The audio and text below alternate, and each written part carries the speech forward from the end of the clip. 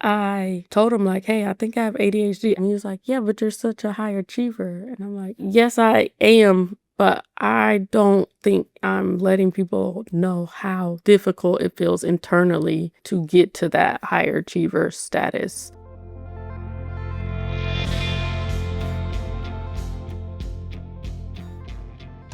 Hi, everyone, and welcome back to ADHD Aha, the show where people share the moment when it finally clicked that they have ADHD. When you have ADHD and you're a high achiever, it can seem like you're just gliding through life. But what people don't see is the frantic paddling that's happening underneath the surface. My guest today knows that feeling well. I'm here with entrepreneur, mentor, and mother, Susie Owens. Susie, welcome to the show. Thank you for being Hi, here. thank you. That was How are you? great. Thank you. You That like was the good. intro?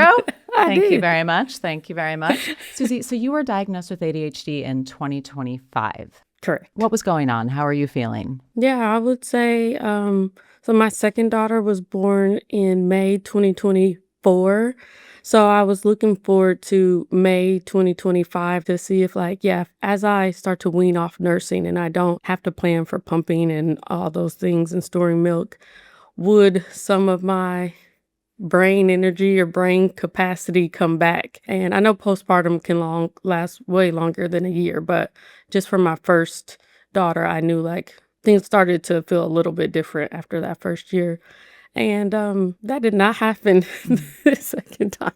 I was still really struggling, forgetting things, just feeling all over the place, these intense feelings of just being stuck and unable to start or launch into a thing, but feeling so overwhelmed and knowing I had 1,000 things to do. So, yeah, Yeah. I was just really struggling internally. Yeah. Going from one kid to two kids is already so much. Dealing with postpartum, breastfeeding, nursing, pumping. I appreciate that you brought that up specifically because it requires so much organization Hmm. and planning, and it's mentally and physically exhausting Yeah. to go through that. Maybe on another show, I'll tell you about the day that our refrigerator died and I lost 3 months worth of milk that I had worked so hard to save. Oh But my goodness, Laura. different conversation. I feel that. You said your deadline was May. How did Yes. things start to unfold that eventually led you to seek out an ADHD evaluation? I had been in therapy with a postpartum therapist since my first child. All these years in therapy and being treated for anxiety, there still wasn't progress. I was like, there has to be something else to this. Like, there has to be another layer to this. And so I started to do research about what could that be. I started to wonder oh, could it be ADHD as I was kind of relearning um, a more broad definition of how ADHD could show up specifically for women and postpartum women. You mentioned forgetfulness. What other ADHD related challenges were you experiencing? The emotional reactivity piece, that was a really strong piece that made me want to figure something out because I was like, I want to be a good mom. I want to be a present mom. But you get me to 7 o'clock at night and there's devices buzzing and the TV's on and we're getting dinner on the table or clearing dinner, and I will just tense up and I can become reactive in that moment. Like, everybody turn everything off. Mom can't hear any more sounds or I'm going to Totally. fall out of my skin. So that emotional reactivity was kind of scary to me, honestly. Those few hours between work and bedtime are very telling. They're hard for Mhm. everybody because you're exhausted and everybody, you love your kids and you want to spend time with your kids, but you're also like, can you go to bed now? Because I Yeah. need time for myself. But the reactivity that can come with ADHD and the filtering things out and figuring out what to give attention to it is really, it can be really heavy. Yeah, and the guilt that comes from that too. Yeah, Yeah. because you're supposed to, this is your moment. You're supposed to spend all day at work dreaming about coming home to your family, right? Mhm. No. But I think that was one of the things that made me say, I have to take it out of internet, Instagram research, quote unquote, and give it to someone who can really help me think about it. Yeah. So how did that go? So it took me a little bit, I think, to build up my courage to bring it up even to my therapist, even though we have been working Oh, together for a while. why is Um, that? I think I felt like, would I be believed, or is ADHD real? Is it just personal failure? Is it connected to all these other things, like just not having a role model for this? I was not raised by my mother. I was raised by a single dad, and he had a lot of help from my grandma, but I just wasn't around women in their 30s and 40s and like close enough to see like what raising kids could be like. So I thought, okay, well, is it just a me thing? Like I just don't know enough or don't have these experiences to lean on. And also there's a lot of stuff on the internet, and that doesn't necessarily mean you're diagnosed with a thing. So and my Yeah. dad being a therapist, and like I know what the DSM-5 is and those kind of things. I didn't know if I had enough evidence. I Being a high achiever, I always feel like I have to have enough evidence to like prove a point, even if the evidence is my own lived experience, and that should be enough. Eventually, you work up the courage to talk about this with your therapist. Would you be open to sharing what that conversation was like? Yeah, I don't remember all the kind of pieces of evidence that I brought, but I was like, I think I have ADHD. And she kind of paused and reflected, and she was like, I haven't noticed that, we've really been talking about anxiety. So we talked about how ADHD can drive feelings of anxiousness. We focused for a while on strategies. For example, we targeted first the timeliness, like being on time to meetings, setting timers for myself, putting reminders on my phone. The thing that really showed me that the strategies alone were not going to do it for me was when I showed up to therapy one day and she's like, "Hey, what are you doing here?" And I was like, "What do you mean I have therapy?" Like, I'm here because I have therapy.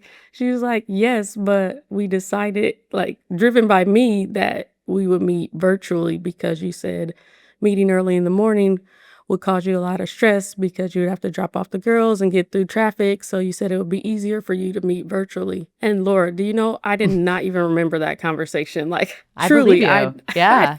truly, I didn't even remember that. So it's like, that's how I knew, like, no, I do have good intentions, like for myself and for Yeah. showing up, but like, I'm just too underwater to even get to the point where I can activate those good intentions. And Yeah. so I was just like crying in that meeting, and Mhm. I was like, yeah, I want to pursue actual evaluation and talk about possible medication. I'm really struck by something that you just said about even your best intentions to manage your symptoms. You're trying to give yourself grace. You were trying to make life more manageable with these ADHD symptoms by making it virtual, and you couldn't even like remember that you had done that. Yes. I'm like, I yes, mean, I like, does totally everybody relate. see? Y- Yes, this is what I'm talking about. Yeah, yeah, yeah. Yeah. Was that kind of a breakthrough moment for your therapist as well? To be like, yeah, maybe you do have ADHD. She could tell like I was really distraught, really frustrated. She maybe even used self-loathing, and I was like, I don't try to be like that, but I don't like that this happens and like how frequently this Yeah. happens, and that it not only impacts me, but like, relationships and my family if I miss an appointment. I don't want to hate myself or hate these traits, but it's kind of hard when it makes life so much more difficult not to feel that way. And it sounds like the strategies that you were working on, they were more like the task management and time management and not the emotional regulation part of ADHD. Right? I mean, Mm, they're all tied together. I'm sure that helping with one maybe helps with the other. yeah. But what feels harder, the executive function tasks or the executive function managing emotions part of it for you? Mm, I think that I focused on the task pieces first because they felt more accessible Mm. with strategies. I don't think I could have even materialized how to address the emotional component before I was medicated. I was just in too much of a Yeah. spirit of being overwhelmed that it's taken me months of additional treatment, working with other ADHD supports and learning about it to even understand the emotional dysregulation part more. And it was just going to be hard for me personally to implement strategies without being medicated to just get me to an even basis because I have been so underwater for so long and I'm such a high achiever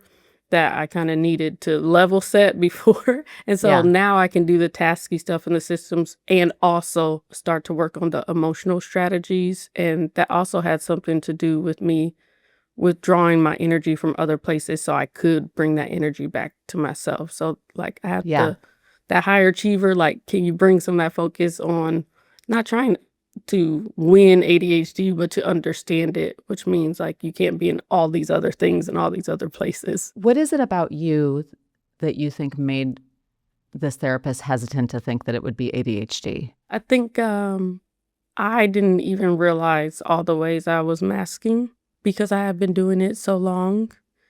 And so I probably wasn't bringing up all of those things. Like, for example, if I'm just talking about exhaustion, well, yeah, you're exhausted. You have little kids, you're postpartum, but I don't think I knew enough to give the details of the exhaustion and that I'm burned out from being a high achiever for so many years and masking for so many years and the people pleasing and the rejection sensitive. Like, I didn't know even though the language or those words, which I think that made it probably harder to see the ADHD that could be underneath the anxiety.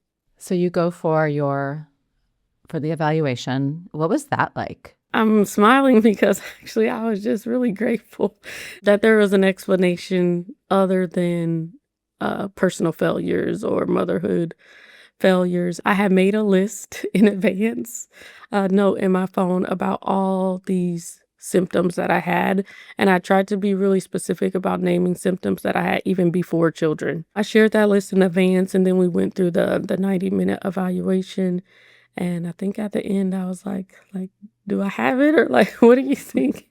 And she was like, "Oh, pass with flying colors." Like, yes. Like, Wow. she said actually she called it classic ADHD, and I thought that was Really? kind of baffling. Yeah, because it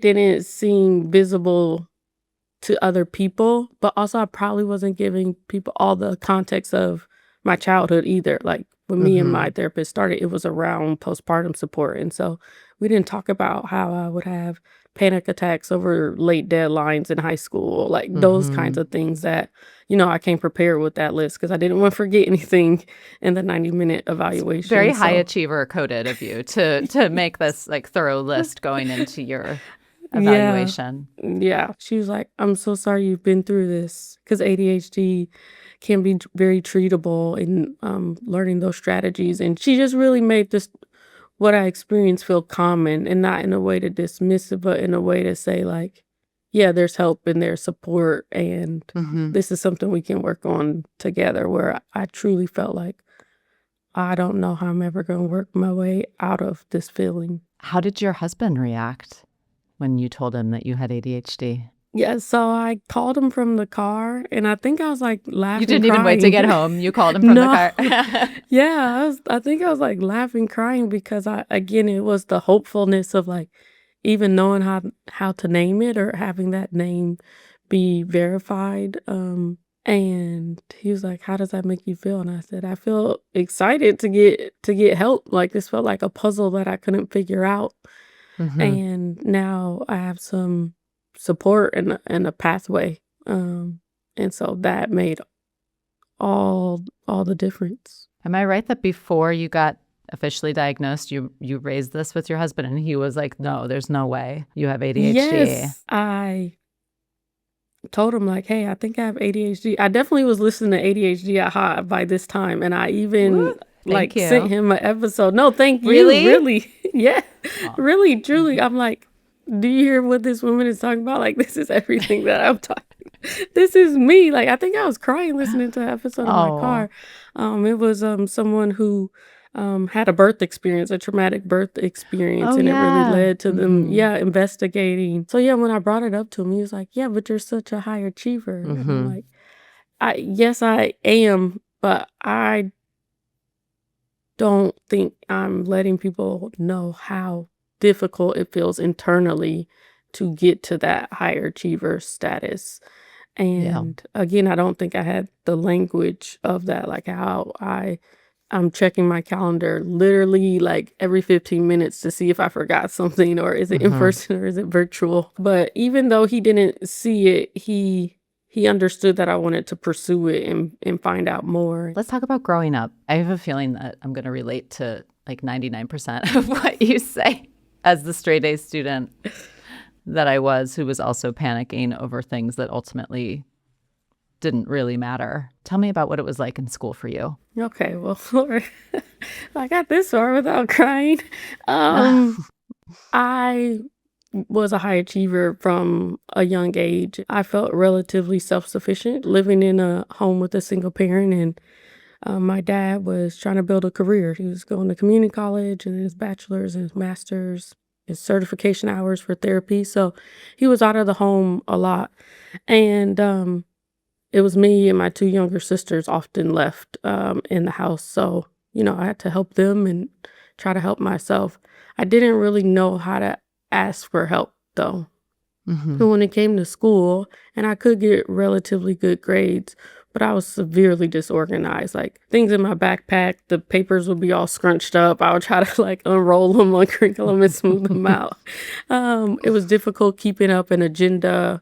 I would turn in things late, but I was a likable person. Like I like likability helps you, It when you does. have ADHD. Because you're It like, really does. Yeah. sorry, I'm 20 minutes late, but I know we're good friends. So deadlines were a real struggle for me, thinking about like the science fair, even in middle school, turning in things on time, all the way up to that time I was having a panic attack because I had an AP World History paper to turn in. I think it was 5 pages, and like the night before, I was like, okay, it's 6 p.m. I'm counting down the hours. Okay, you got 12 hours to get this done before you gotta wake up for school, like 10 p.m., midnight. And I'm just like, how am I gonna get anything from a blank piece of paper? Yeah. It was What'd just you really do? hard. Cried and panicked. I think maybe I got something on the paper, not 5 pages, maybe 3 pages. Mm-hmm. So I did turn that in, but I think that teacher knew me well enough, and he was like, "This is not your best work. I'm gonna let you Yeah. redo it."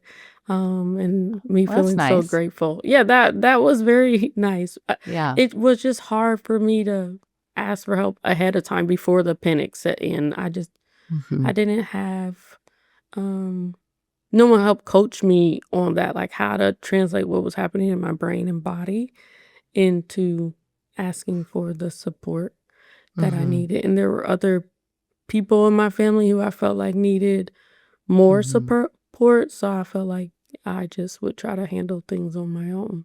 Yeah.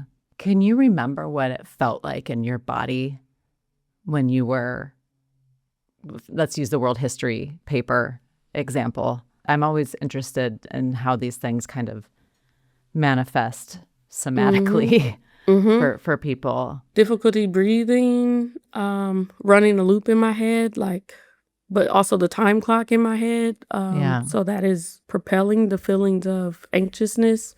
I'm gonna let people down. They're gonna see I'm a fraud. They're gonna see I'm not as smart as they think I am. Mm-hmm. Um, I should know better.